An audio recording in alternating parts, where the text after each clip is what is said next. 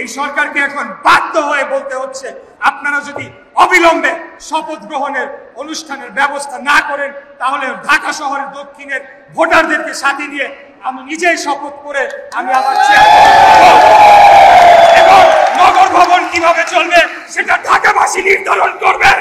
কোন বহিরাগত উপদেষ্টা বা বহিরাগত কোন প্রশাসক দিয়ে এই নগর ভবন পরিচালনা করতে দেওয়া হবে না, হবে না, হবে না। এটাই আমাদের শেষ কথা, এটাই আমাদের শেষ বার্তা।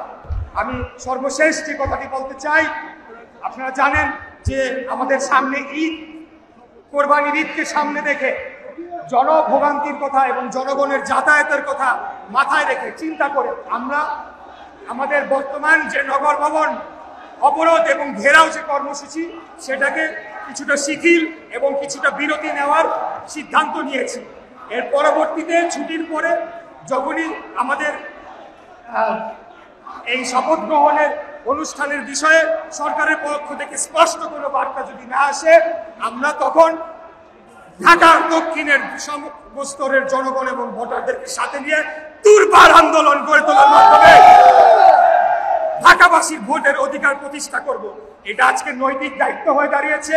এটা আমার একার মেয়র হওয়ার বিষয় নয়, এটা আমার ক্ষমতায় যাওয়ার বিষয় নয়। আমি আবারও স্পষ্টভাবে বলতে চাই, আমি দুঃখ প্রকাশ করতে চাই যে যে জনদুর্ভোগী সৃষ্টি হয়েছে, সিটি কর্পোরেশনকে স্থবির করে ফেলার মাধ্যমে জনগণের সেবার যেটা বিঘ্ন হয়েছে সেটা দায় পুরোপুরি বর্তমান অন্তর্বর্তীকালীন সরকার এবং এই বর্তমান স্থানীয় সরকার মন্ত্রণালয় তার দায়িত্বপ্রাপ্ত উপদেষ্টা এবং কর্মকর্তাদের উপর বর্তায়। তারা সরাসরি সংবিধান লঙ্ঘন করার মাধ্যমে এই আমার যে শপথ গ্রহণ অনুষ্ঠান সেটিকে না করতে গিয়ে সরাসরি সংবিধানকে লঙ্ঘন করেছে, আইনকে অবজ্ঞা করেছে, সর্বোচ্চ আদালতকে অবমাননা করছে।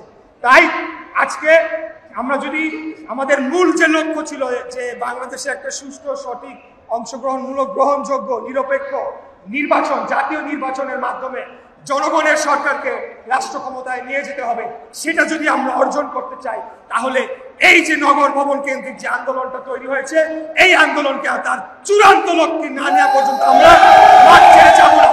এবং আমরা স্পষ্ট ঘোষণা দিতে চাই, কোন বহিরাগত প্রশাসক, কোন বহিরাগত উপদেষ্টা কাউকে এই নগর ভবনে প্রবেশ করতে দেওয়া হবে না। এটা এবং সেটা বাস্তবায়ন করার জন্য আমি নগর ভবনের ঢাকা সিটি দক্ষিণ কর্পোরেশনের সর্বস্তরের কর্মকর্তা কর্মচারী বৃন্দ সহ এখানে উপস্থিত সকলেই যারা একজন দীর্ঘ 5 বার 6 বার নির্বাচিত কাউন্সিলর, ওয়ার্ড কমিশনাররা রয়েছে, সব ঢাকার ভোটাররা আমরা এখানে রয়েছি।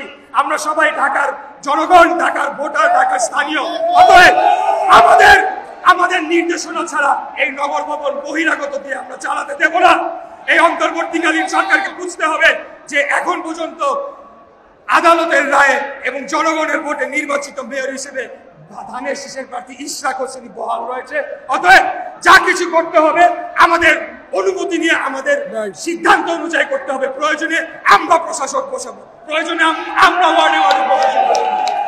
যতদিন না পর্যন্ত আগামী নির্বাচন অনুষ্ঠিত হচ্ছে ততদিন পর্যন্ত আইনগতভাবে সর্বোচ্চ ক্ষমতার এই নগর ভবনের যে সকল কার্যক্রমের অধিকার একমাত্র কেবল আমাদের কাছেই রয়েছে। এটাই হলো আমাদের বার্তা, এটাই হলো আমাদের শেষ কথা। আমরা আন্দোলন ছেড়ে যাচ্ছি না, এই আন্দোলন চলমান থাকবে ইনশাআল্লাহ।